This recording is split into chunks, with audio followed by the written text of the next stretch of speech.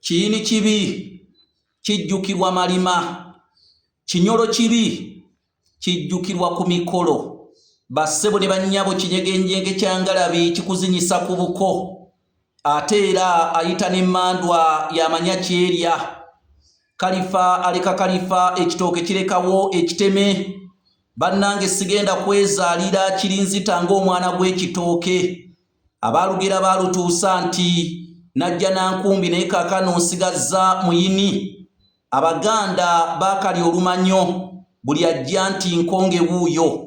Bassebo ne bannyabo kampite mu lusuku nga mwana wa lujja, nandiki kampite ku lusebenju nga muwubaanya, nandiki kaŋŋende kigenda mu kululu okufaananako olugeresebwako olutabaalo lw'ensiisi. Nze Kanoonya Juma omulangira w'Ebukerekere. Bassebo ne bannyabo njagala okubategeeza ng'ennaku z'omwezi 21 omwezi guno gwennyini ogwa Ntenvu omwaka guno gwennyini 2025 tugenda kuba n'omusomo gw'ekyoto ky'abasalaziba ku Sampro Hotel Erungujja Kitunzi. Abato omutwalo gumu okuyingira, abakulu emitwalo 2. Ekyoto ky'abasalaziba kitandika essaawa 4 paka ssaawa 12 ku lunaku olwo nga 21 omwezi ogwa Ntenvu omwaka 2025. Bannange nno ndi musajja muwandiisi wa bitabo era nakuwandiikira ekitabo ekiyitibwa Entabiro y'Oluganda olw'edda. Gwe wenna anaayagala okugula ekitabo ekyo ku mitwalo 6 ate n'okumanya ebisingawo ku kyoto ky'abasalaziba, yita ku nnamba yange y'essimu yeeno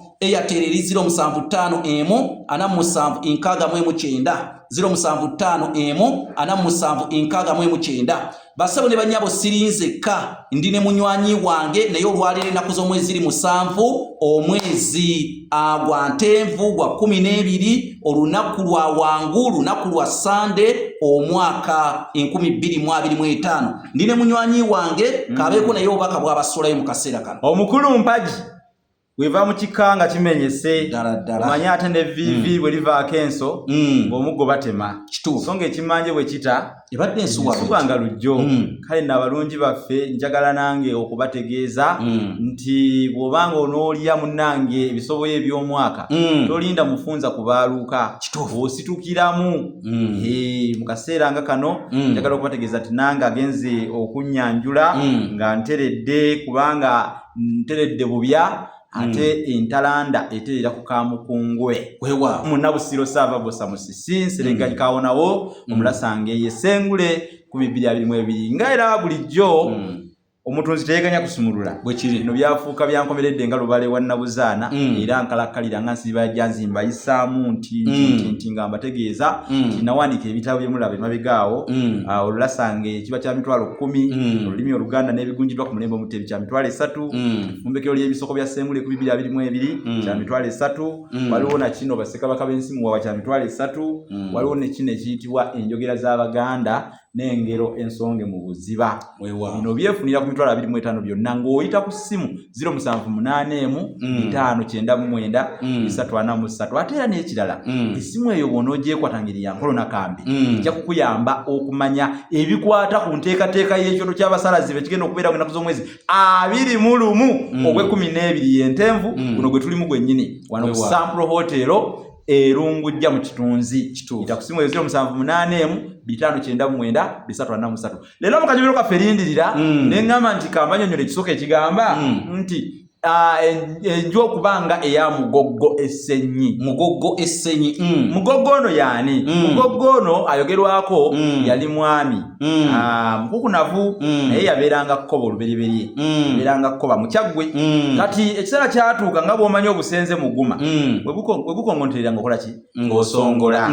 Kati n'ayagala akyuseemuuko ate n'ekifo ekimu tekisala magezi ekkuba erimu lya Ssawamusu ate akyuse nawe olwobutafiira ku ki? Bbala limu n'agenda mu kyalo ekirala ekiyitibwa Ssenyi eyo Mukyagwe. Munnange bwe yatuuka awo n'azimbawo ennyumba nga nnene bwaguuga oyinza okugitu ng'abakitunulako bagamba nti bugagga bukomye. Ennyumba ze baayitanga Buganda Bulamba oba Buganda Buladde yagizimba Ssenyi naye ng'avudde ekkoba Mukyagwe. Weebale nnyo.